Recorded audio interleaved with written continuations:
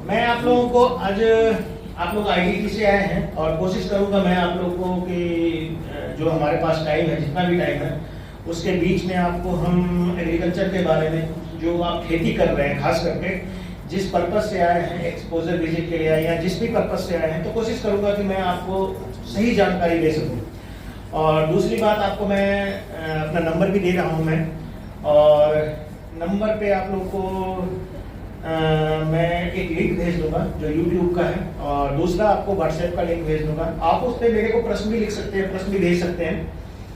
कोशिश मेरी पूरी रहेगी कि आप लोग बाद में भी हमारे से, क्योंकि जो यहाँ पर किसान आते हैं उनको मैं जोड़ने की कोशिश करता हूँ कि बाद में उनको जानकारी मिलती रहे, ठीक है ना। तो जहाँ पर हम शुरू किए थे, मेरा ये अपना जो ख्याल है कि आपका एरिया जो हमारे यहाँ एग्रीकल्चर ट्रेडिशनल था, ट्रेडिशनल जो हम फार्मिंग करते थे, एग्रीकल्चर जो हम करते थे, वो पहले हमारा मिक्स था। जैसे संयुक्त परिवार, हमने ज्यादा भरोसा करते थे, संयुक्त खेती होती थी, इकट्ठी होकर के खेती करते थे, इकट्ठे होकर के हम रहते थे, और हम जो फसल भी हम लगाते थे वो इकट्ठी लगाते थे। इकट्ठी का मतलब हम 3, 4, 5 फसलों को मिक्स करके लगाते थे। हमारा टारगेट होता था, सपोज हमारे पास अगर 2 ही फसल ले लें कि हम एक कनक लगाते हैं, दूसरा मक्की लगाते हैं, ठीक है ना। तो हम कनक में क्या क्या मिक्स करते थे, हमारे पास जो ट्रेडिशनल होता था उसमें कनक लगाते थे, कनक के साथ हमारा चना होता था, चने के साथ हमारा मटर होता था, मटर के साथ हमारा अलसी होता था, और उसके बाद हमारा जो है सरसों होता था। ये 5 फसलों को लेकर के एक साथ मिक्स करते थे। इसका फायदा क्या था ना, इसको लोग क्यों करते थे, वो कारण ये था कि उस खेती को करने से हमारे पास कुछ ना कुछ हमारे घर में हाथ में आता था, और वो 4-5 फसलों में से 2 से 3 फसल तो 100% सबसे अच्छा होता था। और जो 1-2 फसलें अगर किसी तरह से नुकसान भी हो जाए, जैसे आपको सपोज कम बारिश हो गया, तो सपोज हमारा हो सकता है कि कनक फेल हो जाए, लेकिन कम बारिश किसको चाहिए, चने को चाहिए, तो चना हो जाता था। कम बारिश किसको चाहिए, सरसों को चाहिए, वो भी हो जाता था। कम बारिश किसको चाहिए, अलसी को चाहिए, वो भी हो जाता था। कम बारिश किसको चाहिए, मटर को चाहिए, वो हो जाता था। तो हमारे पास जो सिंचाई और सूखा की अवस्था होती थी, वो दोनों से हमको डर नहीं लगता था। दूसरा क्या है कि जो बीमारी हमारी कनक में आ रही है वो चने में नहीं आती थी, जो चने में आ रही है वो मटर में नहीं आती थी, जो मटर में आ रहा है वो सरसों में नहीं है, जो सरसों में आ रहा है वो अलसी में नहीं आ रहा है, यानी कि बीमारी से भी रक्षा। दूसरी बात, कोई भी कीड़ा ऐसा नहीं होता था तो जैसे चने में तेला लग गया, कुछ और कनक में तेला लग जाता है, तेला देखा है आपने ना, हरे रंग का होता है, तेला लग जाता है, तो वो तेला सरसों में लगता है, सरसों में लगता है और कनक में लगता है, लेकिन बाकी फसलों में नहीं लगता था। तो अगर तेले की भी समस्या आ गई तो हमारे को क्या होता था कि 2 फसलों का अगर नुकसान भी हो गया तो बाकी फसलें हमारी हो जाती थी। तो खेत में हम जब लगाते थे तो हम काटने भी जाते थे, मतलब हमारे को ऐसा नहीं होता था कि हम सिर्फ पशुओं के चारे के लिए ही काटने के लिए जाएं, हमारे पास कुछ ना कुछ काम हर समय होता था। सपोज हमने चना लगा, ये 5 फसलें हमने लगा दी खेत में, ठीक है ना। मान लिया हमारे पास 5 कनाल का एरिया, अगर ये 5 फसलें लगाए तो हमारे को 5 कनाल से 5 क्विंटल कनक होगा, अगर सिर्फ कनक हमने लगाएंगे तो। यही होता है ना, 1 कनाल से 1 क्विंटल होता है करीब करीब, कहीं पर 180 किलो का, कहीं होगा 90 किलो, कहीं पर 100 किलो, कहीं पर 120 किलो, यही होगा 1 कनाल से।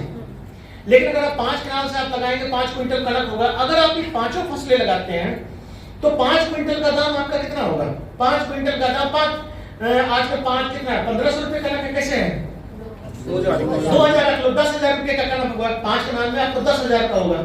लेकिन अगर आप ये सारी फसलें मिक्स करके लगाते हो, अगर आप पता आपको अलसी का क्या रेट है, 500 रुपए 1000 रुपए किलो तक कई बार मिलता है, 400। इसके मिठाइयां बहुत बनती है, और आज के डेट में अलसी को तो सबसे महंगा माना जाता है कि अगर किसी को जिस तरह से हार्ट अटैक की समस्या आ रही है, उस हिसाब से लोग बोल रहे हैं कि अलसी का ही फ्रूट खाओ। अलसी में सबसे ज्यादा एंटीऑक्सीडेंट होता है, हमारे शरीर के लिए सबसे बढ़िया जो तेल माना जाता है वो अलसी का तेल माना जाता है। कहीं वो टेस्ट नहीं बढ़िया लगता है तो मैं मान सकता हूँ, लेकिन अलसी को खाने का भी बहुत तरीका है, फ्राई करके खाते हैं, भून के खाते हैं, पाउडर बना करके। उसका लड्डू बहुत कॉस्टली, 1000 रुपए किलो का लड्डू आपको इस पे अमेज़न वगैरह पर देखोगे तो आपको उससे कॉस्टली लड्डू मिलेगा आपको। फिर अलसी, फिर सरसों का तेल, फिर चना का दाल। अगर आपको 5 कनाल में 1 क्विंटल भी चना हो गया तो चना का रेट क्या है, कम से कम 60-70 रुपए किलो है ना। 1 क्विंटल भी होगा 6000 रुपए का, तो आपका चना ही हो गया। अगर आपका 25-30 किलो आपका या 30-40 किलो आपका सरसों हो गया तो आप देख लो 30-40 रुपए के लिए 40-50 रुपए सरसों है, वो भी प्योर कहाँ मिलेगा, है ना। उसके बाद आपका अलसी हो गया, अलसी भी अगर आप 15-20 किलो भी आपने निकाल लिया, चारों तरफ अगर खाली मेड़ पे भी लगाएंगे, बीच में लाइन करके भी लगाओगे, 2-2, 3-4 मीटर के ऊपर भी, तो अलसी बहुत नहीं फैलता है। अलसी को देखा है आपने? अलसी फैलता नहीं है ज्यादा, बस एक छोटा सा ही पौधा रह जाता है और बहुत हार्डी होता है, उसको काटने का भी कोई टाइम नहीं है, कभी भी आप उसको काट लो। सरसों तो फिर भी फट जाते हैं ना उसके दाने, अगर जल्दी से समय पे नहीं काटो तो ये नहीं फटता है। चने भी उसके बाद आपको थोड़ा बहुत जैसे घर में लगाते तो इसको मिक्स करके लगाते थे, तो हमारा मटर जो लगाते थे वो हमारा दिमाग में होता था कि मटर, जब हम खेत देखने जाएंगे, घूमने जाएंगे परिवार के साथ, दोपहर में निकल के चला खेत को घूम आते हैं, तो वहां क्या करते थे हम कि वहां मटर निकाल के खाते थे, वो खाने का होता था, तो दिमाग में बैठा रहता था कि हमने मटर खाना है। जो मटर हो गया होगा दाने तो ढूंढते थे खेत में, है ना। तो ये भी पर्पस होता था कि हमारे को खाने के लिए 10-15 पौधे 20 पौधे ले आए तो हमारे को मटर हो गया। तो ये सारी चीजें दिमाग में होती थी, तब जाकर के हमारा जो एग्रीकल्चर था वो 100% सक्सेस था। लोगों को कुछ ना कुछ, अब वो सारी फसलें इकट्ठी जब हम काट करके लाते थे सपोज, तो हमारे पास छन्नी होता था, छानने वाला, चलनी जिसको हम बोलते हैं, है ना, उससे हम उसको छानते थे। तो हमारे पास कम से कम घर में 5 तरह की छन्नियां होती है, हमने भी गांव में देखा है। और उससे चना सारे दाने अलग हो जाते थे, कुछ नहीं करने की जरूरत पड़ती थी, कनक अपना अलग हो जाता, चना अलग अलग हो गया, सबके लिए अलग अलग जो हमारे पास छन्नी होता था। घर में लेडीज के पास बहुत सारे काम होते थे, और जो बहुत ज्यादा मिक्स हो जाता था उसको हम इकट्ठे पिसा करके आटा बना लेते थे। फिर बोलते थे, आजकल उसको बोलते हैं नवरत्न आटा, 9 अनाज का मिक्स करके, तो 9 तो कुछ भी नहीं होता, लेकिन 3-4 तो मिक्स हो ही जाता था। चना होता था, मटर होता था और कनक होता था। तो ये नेचुरल तरीके से हमारा डाइट में ये चीजें आ जाती थी। ये एक्चुअली हमारा पर्पस होता था। अब ये क्या है, दूसरा क्या होता था कि हमारे पास मक्की लगाते थे। अब मक्का में क्या मिक्स करके लगाते थे? मक्का में हम माह लगाते थे, लौंगी लगाते थे, तिल लगाते थे, और एक चीज और लगाते थे जो खाने के लिए, वो फूट, खीरा, काकड़ी लगाते थे ना। मक्के के खेत के बीच में डाल देते थे उसको, गांव के लोग जाते थे, बुजुर्ग उसको लगा देते थे। और हमारे तरफ तो फूट के अलावा उसको फूट बोलते हैं, इतना मोटा मोटा होता था, मीठा भी होता था वो। और उसके अलावा हम तरबूज के बीज डाल देते थे, खरबूज के बीज डाल देते थे, और 1-2 फल जाता था ना, हमारे को खाने के लिए हो जाता था, ज्यादा नहीं है क्योंकि उसको तो मेहनत नहीं करते थे। तो तब होता था जब हम घास, सब मैडम ने जो बोला ना, जब हम घास की दवाई नहीं डालते थे। ये सब कहां लुप्त हुए, तो कोई नहीं बताएगा कि कैसे लुप्त हुए। ये सब लुप्त होने का कारण था। और उसके अलावा आपको बताऊं, जब कनक लगाते थे तो उसमें बथुआ निकलता था। बथुआ जानते हैं? बथुआ नहीं सुना है? साग बनता है जो, वो बाथू कहां मिलता है?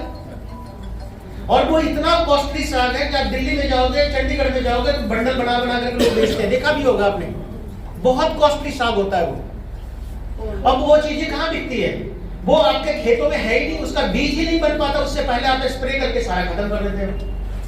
वो साग 1000 रुपए किलो के बराबर साग के बराबर है। जो आपको बोल देना कि आयरन की कमी है, जो आपको बोलते हैं खून की कमी है, 15 दिन बथुआ का साग खा लो, खून की कमी बराबर हो जाएगी। चाहे आप अनार क्या बोलते हैं गिलास के गिलास पीते रहो, उससे ज्यादा फायदा आपका बथुआ करता है। अगर आपको कोई बोलते कैल्शियम की कमी है, बथुआ खा लो 10-15 दिन लगातार, उसका सूप बना करके, उसका साग बना करके, सब्जी बना करके, जैसे भी बथुआ को आप खाते हो, इतना टेस्टी होता है बथुआ, बहुत ही टेस्टी होता है। पता नहीं आप लोग खाते हैं कि नहीं खाते हैं, लेकिन बथुआ तब हम महिलाएं जाती थी, थोड़ा सा लेकर के आती थी, मिक्स उसको पालक के साथ या उसके सरसों के साथ मिक्स करके बनाते थे। अब वो सारा कुछ खत्म हो गया, तो खत्म करने वाला हम ही हैं। हमने क्या किया कि कोई घास हमारे कनक में नहीं होनी चाहिए, बस दिमाग में ये ही रहता है। और घास क्यों नहीं रहेगा? घास खत्म हो गया तो घास के बीज खत्म हो गए, घास के बीज खत्म हो गए तो घास उगने खत्म हो गए, और किसी समय बिना घास के कोई फसल अच्छी नहीं होती है। हम पहले गुड़ाई करने जाते थे, घास को निकालने जाते थे, अब अगर घास देखने को खेत में नहीं मिलता, पूरा का पूरा खेत आपको साफ मिलेगा। तो ये जो सिस्टम हुआ ना एग्रीकल्चर को, इसमें बदलाव आने के कारण हमारा जो एग्रीकल्चर के प्रति रुझान था, वो रुझान खत्म हो गया। जो हमारा एडिक्ट था, जो हम जिसके लिए एडिक्शन थी हमारी कि खेती हमको करनी चाहिए, वो खेती का जो हमारी जरूरत है वो करीब करीब खत्म हो गई। ठीक है ना। तो ये सिस्टम हमारे यहाँ आजकल जनरेट हुआ है। ये चीजें हमारी नई जनरेशन की जो एग्रीकल्चर की जो प्रैक्टिसेज है ना, ये ज्यादा बहुत सारी कंपनियां आकर के दवाई बेच रही है। एक लॉर्डिस लगा दो, मक्की में सारा घास खत्म, वेस्टा लगा दो, कनक में सारा घास खत्म, सब कुछ बिल्कुल कनक के अलावा कुछ नहीं बचेगा। खेत में काम करने नहीं जाना, खेत की देखभाल नहीं करनी, सही तरीके से बिजाई नहीं करनी। हमने बोला 5 किलो कनक लगाओ, उन्होंने लगा देना 10 किलो एक कनाल में। हम बोले 800 ग्राम मक्की लगाओ एक कनाल में, लोगों ने 2-2 किलो तक मक्की के बीज डाल देने। तो ये सारी जो सिस्टमें हुई है ना, ये चेंज हुआ है ये एग्रीकल्चर का, ये इसमें लोगों को वैल्यू का पता नहीं है। किसान कभी भी वो नहीं होता है कि किसान को मैं बोल दूं कि 5 किलो भी खाद डालना है 12-32-16 एक कनाल में, तो 5 किलो की जगह 8 किलो डाल देगा, 4 किलो नहीं डालेगा वो। अगर उसके पास नहीं है तभी नहीं डालेगा, लेकिन रहेगा तो वो ज्यादा ही डालेगा, कम नहीं डालेगा। तो एग्रीकल्चर का हमारा जो सिनेरियो है ना, वो करीब करीब चेंज हो गया। तो जैसे आप बोल रहे थे कि हमारे यहाँ पथरीली जमीन है, पथरीली जमीन में तिलहन बहुत बढ़िया होता है। तिलहन वाली जितने तिलहन और दलहन, तेल वाली फसल आप लगाओ और दाल वाली फसल लगाओ। लेकिन उसके अलावा भी मैं बताता हूं कि सब्जी आप सारी लगा सकते हैं। सब्जी के लिए कोई रिस्ट्रिक्शन नहीं है। कैसी मिट्टी है, सब तरह की मिट्टी में आप जाओगे, ऊना डिस्ट्रिक्ट में जाएंगे ना, रेत में लोग सब्जी लगाते हैं। स्वांप सुना हुआ, स्वार खड स्वांप, जितना भी सब्जी आप मार्च के बाद, मार्च में से शुरू होगा सब्जी आप खाना, टमाटर, बैंगन, शिमला मिर्च, हरी मिर्च, उसके बाद तरबूज, खरबूजा, घिया, डांगी, करेला, खीरा, कद्दू, रामतोरी, ये जितने भी सब्जी 10, 12, 15 तरह के मैंने बता दिए, सब सब्जी आप जो हिमाचल खाएगा वो स्वां खड का खाएगा। तो वो रेत में है, प्योर रेत में है। तो आपकी तो पथरीली जमीन है, उसमें मिट्टी तो है, तो कोई भी सब्जी आप कहीं भी लगा सकते हो। सब्जी, हाँ ये हो सकता है कि आपके यहाँ आलू बढ़िया ना हो, लेकिन आपके एरिया में गंडियाली बहुत जबरदस्त होती है, आपके यहाँ जीविकल बहुत जबरदस्त होता है, आपके यहाँ अरबी बहुत जबरदस्त होता है, आपके यहाँ ये जो क्या बोलते हैं कोलोकेशिया जो हम लोग करते हैं, जैसे जो गंडियाली जो हमारे यहाँ ऊना में बहुत ज्यादा होता है, वो बहुत बढ़िया होता है। हल्दी बहुत बढ़िया होता है आपके यहाँ। आपके यहाँ अदरक बहुत बढ़िया हो सकता है, आपके एरिया में अदरक बहुत बढ़िया होता है। तो आप सब्जियों के मामले में लहसुन बहुत बढ़िया होता है आप लोग के यहाँ, लहसुन प्याज बहुत बढ़िया है आपके यहाँ। तो आप ये नहीं कर सकते हो कि आपके एरिया में जैसी आपकी मिट्टी है, जैसा मैंने बिलासपुर का एरिया का देखा है, या आपका पर्टिकुलर बढ़ी के आसपास का एरिया है, वो हर सब्जी के लिए उपयुक्त है सर।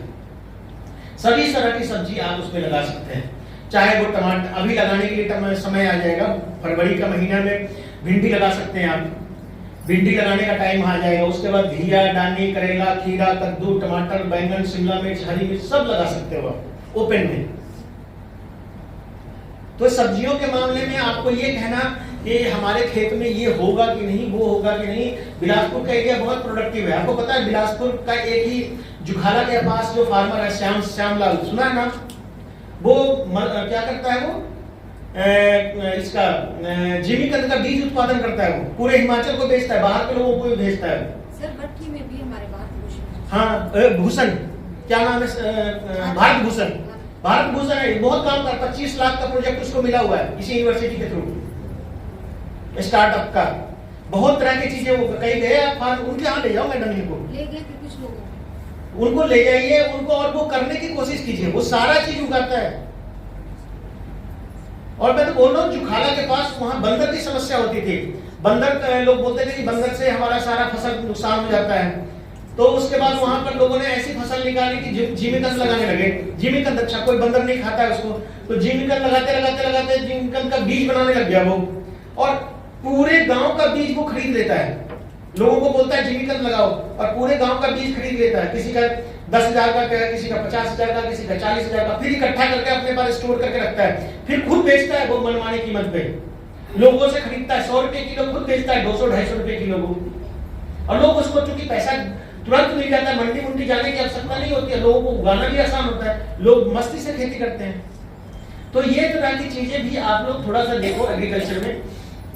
एग्रीकल्चर में, खेती में अगर आप नहीं देखेंगे, अलग अलग तरीके से नजरिया नहीं रखोगे, तो एग्रीकल्चर में आप लोग को फायदा भी नहीं होगा। एग्रीकल्चर में फायदा तभी है जब आप एग्रीकल्चर को, कृषि के साथ हमारा पशुपालन मस्ट है। अब पशुपालन पता नहीं इतने जितने लोग आए सबके यहाँ पशुपालन है कि नहीं, लेकिन पशुपालन के बिना एग्रीकल्चर था ही नहीं संभव। हम बोरियों वाली खाद पे तो खेती कभी करते नहीं थे। हमारा सबसे मेन फोकस होता था कि हम अपने पशु का, मतलब उसको खाद बनाने के लिए भी लोगों को पहले पता था, पुराने तरीके से बनता था, 6 महीने में खाद बनता था।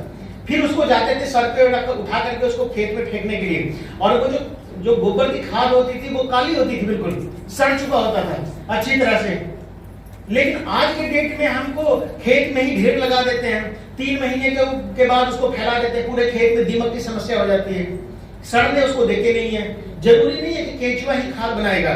जब केचुआ नहीं था तब खाद क्या गोबर का नहीं बनता था, तब भी बनता था और तब ज्यादा अच्छा खाद बनता था। लोग उसको ध्यान से डालते थे, पूरा सड़ करके निकलता था। उसके अंदर कोई जो जो जो मतलब बढ़िया तरीके से तैयार जो खाद होगा वो कैसा होगा, वो उसका रंग गोबर की तरह नहीं होगा, उसका रंग थोड़ा काला होगा, भूरे रंग का होगा, वो चिपचिपा भी नहीं होगा, उसमें कितना भी बारिश हो जाए ना वो गोबर की तरह गीला नहीं होगा, वो सूखा खाद की तरह लगेगा जब वो तैयार हो जाएगा।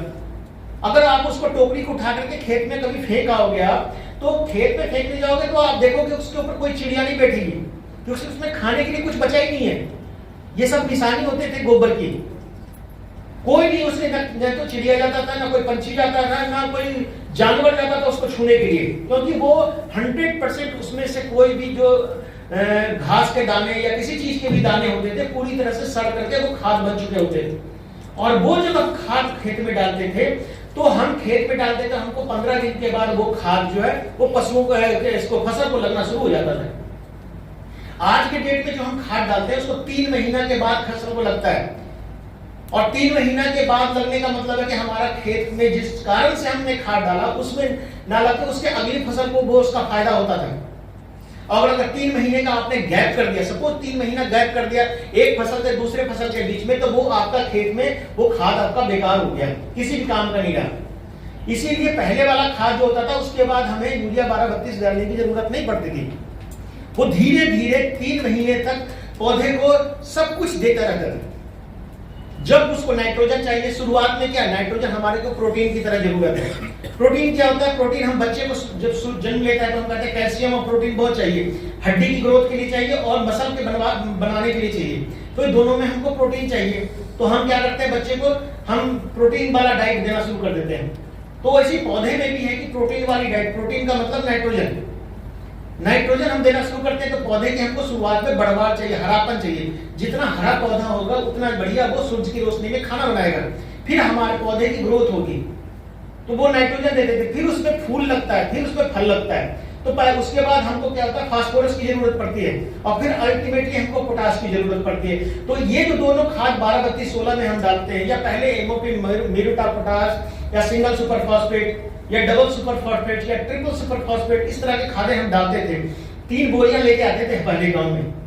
याद होगा आप लोगों को कि जब भी हम खाद खरीदने जाते थे तो गांव में 3 बोरियां लेकर के आते थे। एक तो यूरिया का बोरी होता था, एक पोटाश का बोरी, एक फास्फोरस का बोरी होता था। अब उसी खाद को मिक्स कर करके हमने क्या बना दिया, 12-32-16 तीनों खाद उसमें मिक्स है, और इन तीनों खाद को लेकर के हम इनको हम डालते हैं। ताकि पहले किसान क्या था, पहले किसान यूरिया ज्यादा प्रयोग करता था,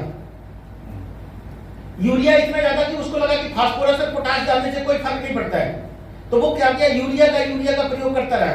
लेकिन अब धीरे धीरे क्या हुआ है, लोगों को पता लग गया है कि हमारा जो यूरिया है ना, यूरिया से फर्क नहीं पड़ता है। यूरिया से ग्रोथ तो हो जाती है, लेकिन अगर दाने बनने हैं तो उसमें फास्फोरस और पोटाश चाहिए। वैज्ञानिकों ने कहा अगर किसानों को ये फास्फोरस और पोटाश डालने के लिए मजबूर नहीं करेंगे तो ये नहीं डालेंगे खाद। तो वैज्ञानिकों ने ये बना दिया मतलब 12-32-16, ताकि 12% नाइट्रोजन उसको मिले, 32% फास्फोरस मिले और 16% पोटाश मिले। वो आप मजबूरी में डालते हैं तीनों खाद। और उसके बाद हम बोलते हैं कि 15 दिन या 1 महीने के बाद जब सिंचाई करते हैं पहले, उसके बाद आप क्या गुड़ाई निराई करते समय तब आप यूरिया का पहला छींटा डालो, प्योर यूरिया डाल करके। तो ये जो सिस्टम है ना एग्रीकल्चर का, ये ऐसा ही है। थोड़ा हमारा बदलाव हो गया, थोड़ा हम करने नहीं लगे, थोड़ा हमारी जरूरतें कम हो गई, थोड़ा हमारे समझ में कम हो गया, या कोई ट्राई करने के चक्रों में नहीं, पता है लेकिन कभी कोई ट्राई नहीं किया। कनक के साथ सरसों तो सबको ही को लगाना चाहिए, एक फसल जो है, लेकिन फसल सरसों तिलहन हमारे को सोसाइटी से मिल जाता है तेल खाने के लिए, हमने तिलहन की तरफ ध्यान ही नहीं जाता हमारा। जो हम तेल आजकल सबको हार्ट अटैक हो रहा है, सबसे बड़ा कारण उसका तिलहन ही है। वैसे तो 3 चीजें कहते हैं अपने खाने की डाइट से निकाल देनी चाहिए, एक चीनी, दूसरा तेल और तीसरा नमक जिसको हम बोलते हैं, और तीसरा मैदा। ये 3 चीजें अगर नहीं हो तो 3 चीजें तो आदमी को हार्ट अटैक कम से कम नहीं होगा। लेकिन ये सबसे ज्यादा ये 3 चीज ही हम दिन भर खाते हैं किसी न किसी रूप में। और उसके अलावा नमक, नमक की मात्रा को कम करना, नमक बंद तो नहीं कर सकते, कम कर सकते हैं। लेकिन 3-4 चीजों के अलावा हमारे को एग्रीकल्चर में हम जब अपने सेहत पे बात आती है तब तो हम सोचते हैं कि हमको ये करना है वो करना है। जब मिट्टी की सेहत की बात होती है तो हमको कुछ नहीं पता लगता है कि हमें क्या करना चाहिए। और कुछ प्रश्न पूछना चाहते हैं आप लोग? पूछिए। नींद आ रही है, उबासी आ रही है, बस में बैठ गए? पूछिए अगर अच्छा लगेगा। सर जैसे जमीन के नीचे जैसे आलू है या कोई मूली है तो उसके वो ना कीड़ा सा लगता है, मतलब आलू में जैसे अंदर तक चला जाता है। एक कीड़ा होता है जिसको हम बोलते हैं कि आपने देखा होगा वो सफेद रंग का होता है, उसका मुंह जो होगा ना वो थोड़ा सा काले रंग का या लाल रंग का होता है ना, ग्रब बोलते हैं, व्हाइट ग्रब। और ये खासकर का आलू की फसलों को बहुत नुकसान करता है, या मूली का उसको खा जाता है। जब आप उसको उखाड़ेंगे या आलू को उखाड़ेंगे तो आलू का कुछ पोर्शन आपको लगेगा कि छेद किया हो, खराब तो नहीं होता है वो, खाया उसको बाद में भी खाया जाता है क्योंकि कीड़े खाने वाला नुकसान नहीं करता है। लेकिन उसके लिए हमारे पास क्लोरोपाइरीफॉस आता है। जब भी आप दवाई डालते हो, जैसे सपोज आपने 5 कनाल में आलू लगा दिया या कुछ भी लगाया हो, कोई भी फसल, आपको लगता है कि ये वाली समस्या हमारे फसल को आ सकती है, मूली को आ सकता है, गाजर को आ सकता है, आपको आलू को आ सकता है, तो आपने क्या करना कि 5-10 किलो रेत लेना और रेत में ये दवाई करीब आधा लीटर मिलाना, आधा लीटर के करीब ये क्लोरोपाइरीफॉस जो दवाई मैं बता रहा हूं, और इसको डाल करके आपको मैं लिखने की जरूरत नहीं है, मैं ये वीडियो डाल दूंगा आप लोग को, अभी आप लोग को लिंक भी कर देता हूं, सबको अपना अपना मोबाइल निकाल लेना आपने। और उसके बाद हम क्या करते थे, इसको मिक्स कर करके आपने छट्टा लगा देना है, रेत को छट्टा लगाना, यूरिया की तरह छट्टा लग जाएगा, मिट्टी में नहीं मिलाना, रेत में मिलाना, थोड़ा थोड़ा दवाई डाल करके, पानी नहीं डालनी है ताकि वो सूखा ही रहे, पूरा जो रेत भी सूखा हुआ होना चाहिए। और उसके बाद उसको आप छट्टा लगा दो तो वो दवाई जो है ना पूरे खेत में फैल जाएगी। तो और उसके बाद ये कब करना है, जब आप अंतिम जुताई करते हैं खेत में, अंतिम जुताई जब फसल लगाने के पहले की जुताई जो होती है, मान ले 3-4 बार आपने हल से लगा रहे हैं या ट्रैक्टर से ही एक बार जुताई कर रहे हो, तो पहली बार में नहीं, दोबारा जो सुहागा लगाने से पहले इसके पूरे में छट्टा लगा दो आप। और उसके बाद आप जैसे क्यारी बनाना है वैसे बना दो, तो पूरे क्यारी में फैल जाएगा ये। और उसके बाद ये जो आप कीड़ा बोल रहे हैं ना, वो 100% एक सीजन के लिए कंट्रोल हो जाएगा। सर जैसे इसमें जैसे आलू वगैरह ये लगाया, जिसमें जैसे धनिया वगैरह या और कुछ लगाया, तो उसको नुकसान तो नहीं होगा? नहीं, कुछ नहीं नुकसान, इस दवाई से कोई नुकसान नहीं है।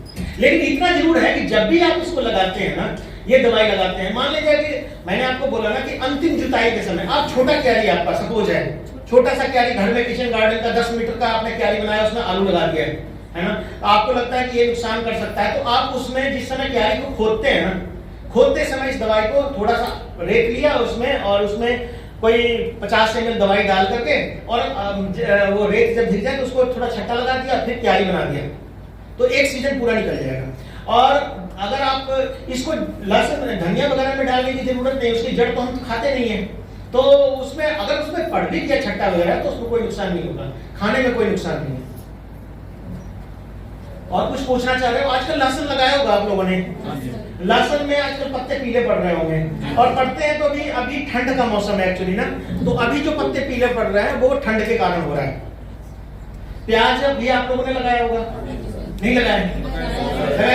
प्याज में एक बीमारी आ जाती है, पिछले साल भी आई थी, पता नहीं इस बार आया कि नहीं आया, कि प्याज जो है ना वो का पत्ता पे भूरे रंग का पाउडर बन जाता है, उसके बाद प्याज का पत्ता सब गिर जाता है, इकट्ठा ही गिर जाएगा, एकदम हरा भरा प्याज का खेत क्यारी, आपका सारा पत्ता जो है जब हरा भरा बिल्कुल हो जाता है फरवरी के महीने में, उसके बाद एकदम से सारे पत्ते गिर जाते हैं। तो वो आपने इसके लिए आती है दवाई जिसको हम बोलते हैं, जैसे आपने डायथेनियम 45 एक बोलते हैं, डायथेन भी बोलते हैं, मार्केट में मिल जाएगा आपको आसानी से, सबसे सस्ती दवाई है फंजीसाइड, और एक बेबिस्टीन आता है। ये दो दवाई आपको, बेबिस्टीन और डायथेन 45, ये दोनों दवाई मैं आपको वीडियो डाल दूंगा, आप इसमें से सुन भी लेना आपने। और इन दोनों दवाई का आपने घोल बनाना है, जैसे डायथेन में 1 लीटर पानी लिया और 1 लीटर पानी में आपने 2.5 ग्राम डायथेनियम 45 और 1 ग्राम बेबिस्टीन दोनों को मिला करके डाल करके, और उसके बाद आप इसको स्प्रे कर दीजिए 2 से 3। इसके अलावा रिडोमिल आता है या मेटालेक्सिल आता है, ये दोनों भी दवाई है। रिडोमिल है वो 2 ग्राम प्रति लीटर पानी में मिलाना है, मेटालेक्सिल जो है वो 1 ग्राम प्रति लीटर पानी में मिला करके इसका स्प्रे कर दीजिए, तो ये पूरी तरह से कंट्रोल हो जाएगा। लेकिन इसको कब करना है?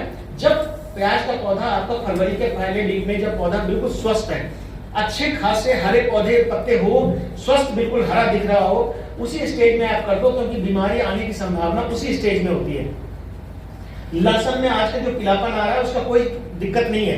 ये जैसे ही मौसम थोड़ा ठंडा कम होना शुरू हो जाएगा, यानी कि टेम्परेचर आप लोग मोबाइल में देखते होंगे कि जब टेम्परेचर 10 से 12 डिग्री, अभी टेम्परेचर क्या दिखा रहा है आप देखो, आपको मैं बता रहा हूँ, अभी दिखा रहा है 15 डिग्री सेंटीग्रेड, ठीक है ना। अगर आप इसको देखेंगे तो ये करीब करीब आपको एवरेज 13 डिग्री अभी आपको दिखा रहा है, और आज का टेम्परेचर जो है आपका देखो 6 डिग्री और 14 डिग्री दिखा रहा है। तो जो नीचे वाला टेम्परेचर दिखाता है ना, जो 6 नीचे वाला, 1 मिनट, हेलो,